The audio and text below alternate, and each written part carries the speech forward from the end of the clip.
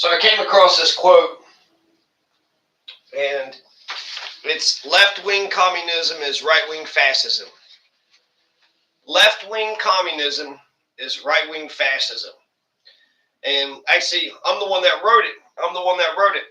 And I meant it as a joke, but then a Marxist took it serious, and he suggested, it was Old Snake, and he suggested that I should read Lenin's Two Tactics and Stalin's Two Clashes.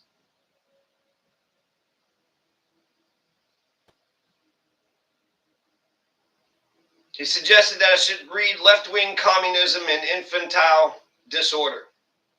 So left-wing communism is right-wing fascism. And I meant it as a joke because it seemed to me like they were the exact opposites. But you can make sense of left-wing communism as right-wing fascism because communism, let's say that's Stalinism, okay? So left-wing communism would be anybody to the left of Stalin. Anybody to the left of Stalin would be left-wing communism. And if you're such a Stalinist, then you might think that the people that are left of Stalin is actually a right-wing fascist. But actually, Stalin is the authoritarian. Stalin is the fascist. Stalin had gulags. Stalin had people thrown into prisons. Stalin had the people thrown into the gulags in Siberia, which is where Lenin came from, which is where Navalny died. And Stalin also had the farm collectives. So I understand what Old Snake thought of the phrase, left-wing communism is right-wing fascism. He was saying that those leftists who are to the left of Stalin is a fascist. So if you say, hey, we should elect our leaders, hey, we should have a Bill of Rights, hey, we should have worker cooperatives, we shouldn't have just a dictator for 40 fucking years, well, all that is to the left of Stalin. So I'm to the left of Stalin in many ways. I'm for elections. Take a look at what's going on in Florida right now. The House, there's only 4 seats that divide the House. And since there's only 4 seats that divide the House, you don't realize how important that is, because if leftists, Democrats, left of center people to all the way, extreme leftists can get back the House, then we can start the money bills. We could do the budgets. We introduce the laws. We could also introduce articles of impeachment. So elections are important. 3 branches of government are important. Federalism is important.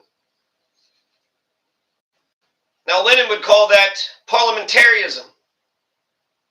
Had Lenin been elected president, then Lenin would be eternal. But Lenin took power, and he took power away from the social revolutionaries.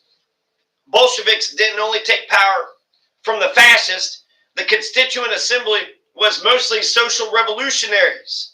So that means Lenin, the Bolshevik, the Stalinist motherfuckers, took power away from social revolutionaries. Why couldn't they have got elected by the social revolutionaries? Why couldn't they have got elected by the people? Instead, they're going to start a fucking, 5-year civil war? The Bolsheviks fucked up. Lenin almost got assassinated by a socialist revolutionary.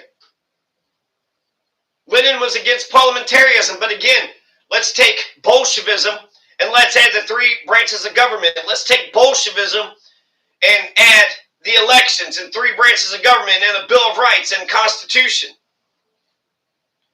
The whole point of having all those things embedded in our Constitution is to prevent fascism, to prevent autocracy. If there's one thing that our Constitution was meant to be, it was to make sure that there wasn't one dictator that told us, the rest of us, what to do. So the All-Russian Constituent Assembly was dissolved by the Bolsheviks, the Central Executive Committee, and it was replaced by the Third All-Russian Congress of Soviets. Lenin took the Constituent Assembly over before the election took place. And the Russian Civil War lasted for, 7 years? 5 years? 7 years? A lot of people died unnecessarily in the Russian Civil War because the Bolsheviks went ahead and hurried themselves and took power, and then now they got to fight everybody. Again, it was a socialist revolutionary that tried to assassinate Lenin. And then Lenin dies is like 4 years into his, when he held power. And when he died by poison, somebody said that it was a gun got by America or something. Or maybe it was fucking Stalin. Maybe Stalin poisoned him so he could become the fucking leader. Russia is, Ivan the Terrible, Putin the Terrible, Stalin the Terrible. Lenin claimed that the point of communism, as theorized by Marx, is to get rid of the state. That's where this book comes in. The State and Revolution. And I'm only going to sort of point out kind of a few facts about one of the chapters because he kind of repeats himself over and over again. And I don't know exactly where he ends up, at the end. Because the main thing that Stalin says is that you got to get rid of the state machinery, the bureaucrats and the military, because the state machinery is a bourgeoisie machine. And so therefore the bureaucrats and the military are bourgeoisie bureaucrats and bourgeoisie military. So when he says you got to get rid of the state, well, that's a hell of a thing, isn't it? How do you get rid of the state? The state? Just think the state of Tennessee. How do you get rid of, maybe Alabama, Mississippi? Which one? Let's do one I like. How do you get rid of the state of Oregon? How do you get rid of the state of Oregon? Because in many ways it looks like the state of Oregon is immortal. The state of Oregon is going to be there forever. And as much as I hate racist Mississippi, Ole Miss is going to be there forever, right? So when Lenin says that the state machinery, the bourgeoisie bureaucrats, the bourgeoisie military needs to be smashed, what is he saying it should be replaced with? And I'm not totally for sure. It seems like it's a bunch of worker cooperatives and Soviets. One awesome thing about class war, he points out that anybody who's in government should have the pay of a working man. You shouldn't be getting paid millions of fucking dollars. You shouldn't be getting paid, even $100,000. The average income in America is $70,000. So anybody who is in government making more than $70,000 cannot understand the average American. They can't understand the average American. So smash the state. Right? Lenin wants to smash the state, the bourgeoisie, the bougie military, and the bougie bureaucrats. The bougie state defends the bougie. 1% owns 70%. Right? The 1%, the richest 1% own 70% of the wealth. Meanwhile, 70% of the people, the vast majority, the masses, own only 4% of the wealth. That's a hell of a discrepancy. And then the middle class is like 20% is middle class, and then the middle class own about 20%. It's about the same. But then the middle class, I think you could pretty much figure that the middle class is going to split in the middle. Half of them motherfuckers are going to identify with the billionaires. No, we get to just keep on taking shit until we die. Whereas 70% who own 4% of the wealth, well, hell, the workers and the peasants, just by the station that they live in, are ready for revolution, have been ready for revolution the entire time. They are solidly revolutionary. The workers and the peasants. True communism will get the working masses and the poor peasants to the promised land. True communism, and effective socialism will make sure that the working masses and the poor peasants will get to the promised land. Lenin promised us peace, land, and bread. Peace, land, and bread. So when 70% of the vast America, the majority, the vast majority of Americans only own 4% of the wealth, well, that's bullshit. That's bullshit. Even democracy says that's bullshit. Democracy is when the government's afraid of the people. Dictatorship, authoritarian, totalitarianism is when, fascism is when the people are afraid of the government.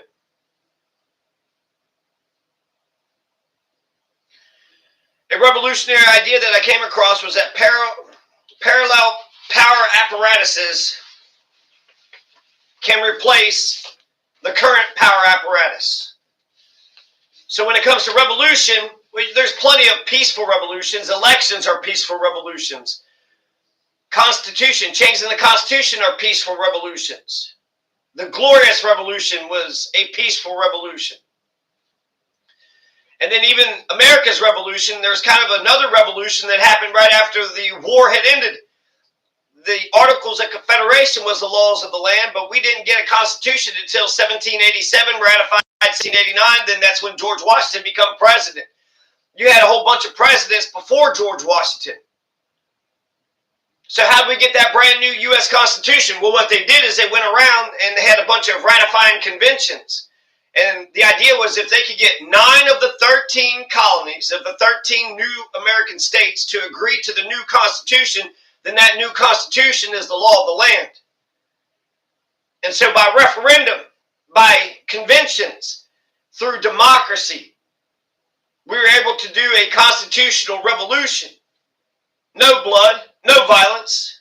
You could also build a parallel structure. You could elect a person. I have this idea. You could elect me, right?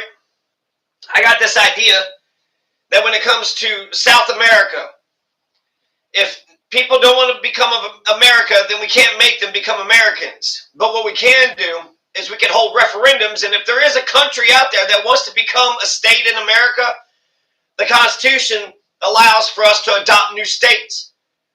There's only 13 states to begin with, so all the other states had to get into the Union.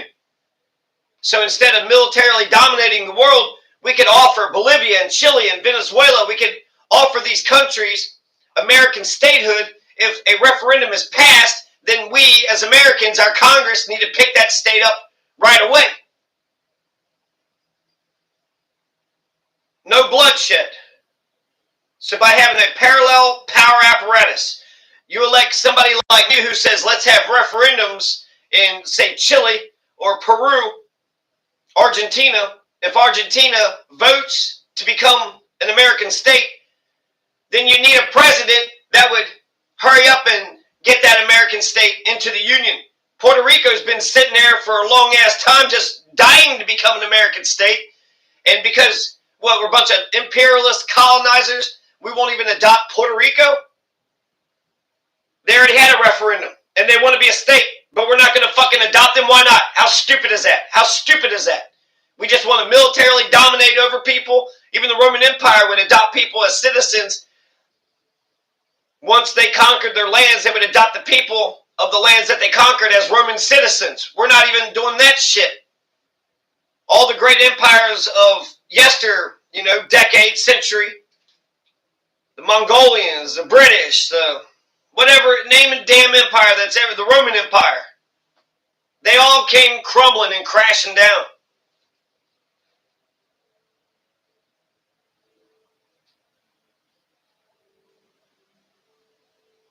So chapter 2 of this book, State and Revolution, was an absolute doozy.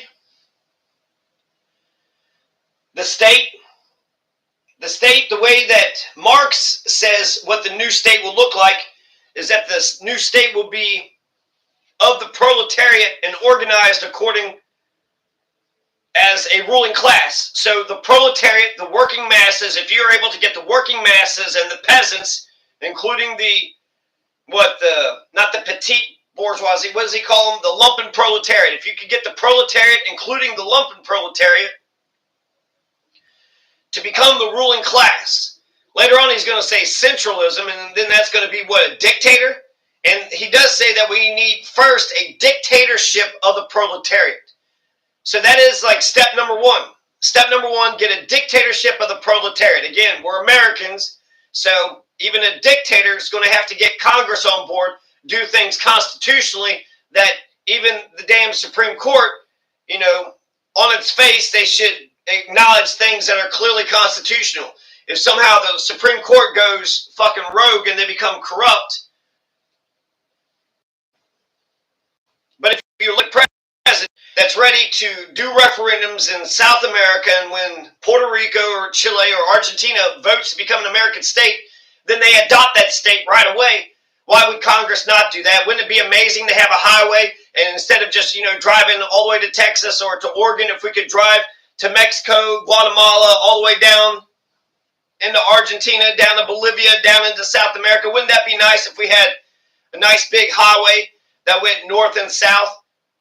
That would be incredible. That would be good for trade. That would be good for our relationships. It would be good for a lot of things. So the end goal of Marxism is a classless society. But Lenin does say that the proletariat government is going to have to oppress one class at first. The bourgeoisie, the bourgeoisie. The bourgeoisie is going to have to be oppressed because these capitalists are a bunch of ravenous predators, bloodthirsty predators who can't be stopped.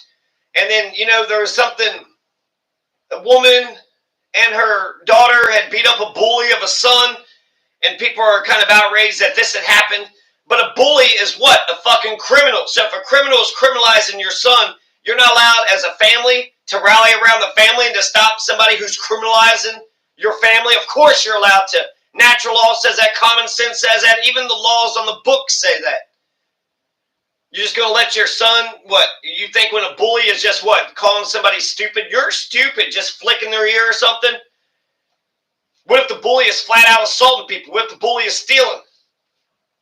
Thou shalt not murder. Thou shalt not rape. Thou shalt not steal. Thou shalt not assault. Thou shalt not commit arsons. If any of these major felonies are happen to a member of your family, the only way you're going to stop that damn bully, if you told everybody, told the police, told the principal, told the teachers, none of them motherfuckers are stopping the damn shit from happening, then you're going to have to do it yourself, and we need to live in a society that understands that. Now, with that particular case, maybe it could be said that the person who they accused of bullying actually had stood up for himself and he wasn't a bully at all. So you got to make sure, we're peddling in truth here, right? Like Jesus says, I am the way, the truth, and the light. But Fred Hampton said the same shit about fascism. We all got to stop fascism or fascism is going to kill us all. And what killed Fred Hampton? Fascism. What killed Martin Luther King? Fascism. What killed Malcolm X? What killed Robert Kennedy? John F. Kennedy? Fascism, fascism, fascism.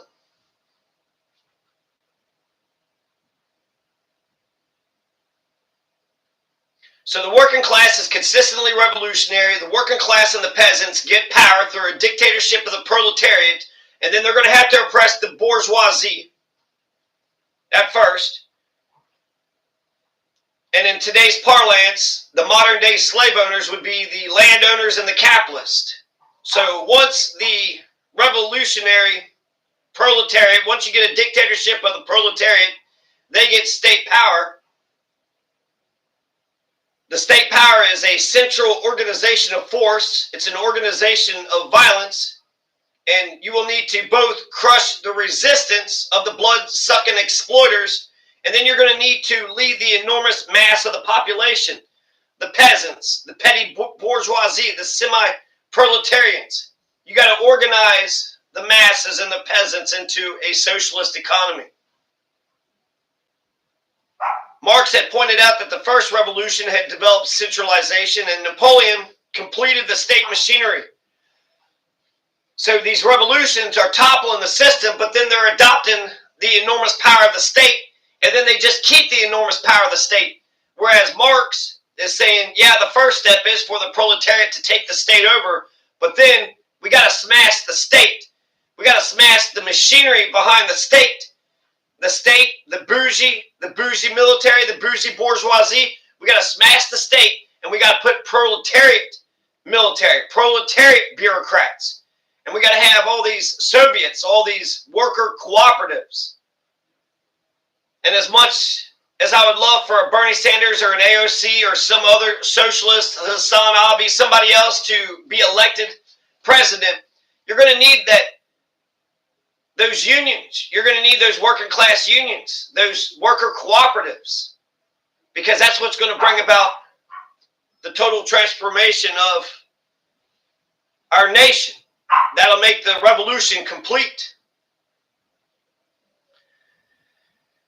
So this is just for chapter 2. Chapter 3, we get into what is it replaced by. Marx does say that the state is of the proletariat organized as a ruling class. So that's what we're going to replace the state with. Get rid of the bougie. Get rid of the bougie machinery, the bougie military, the bougie bureaucrats, and then replace it with proletariats, working class and peasant people. So that's the basic gist. You got the bougie military, the bougie bourgeoisie. And what does the bougie state? Well, it just holds up the bougie system, the bougie society, the bougie dictatorship. And therefore that bougie state, the bougie military and the bureaucracy needs to be smashed. So the state needs to be smashed. But how are we going to smash the state? Now there's more into this, and I was just going to read the rest of this, but I guess cut this short. I'll just read a couple quotes.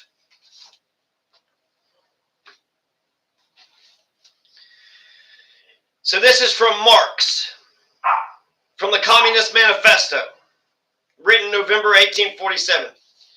In depicting the most general phases of the development of the proletariat, we trace the more or less veiled civil war raging within existing society up to the point where that war breaks out into open revolution, and where the violent overthrow of the bourgeoisie lays the foundation for the sway of the proletariat. We have seen above that the first step in the revolution by the working class is to raise the proletariat to the position of the ruling class to win the battle of democracy. The proletariat will use its political supremacy to wrest by degree all capital from the bourgeoisie, to centralize all instruments of production in the hands of the state, i.e., of the proletariat organized as the ruling class, and to increase the total productive forces as rapidly as possible. Lenin really focuses on that part where he says the state, i.e., is the proletariat organized as the ruling class. Anybody who's making over $70,000 a year, they are not working class, they are not peasants.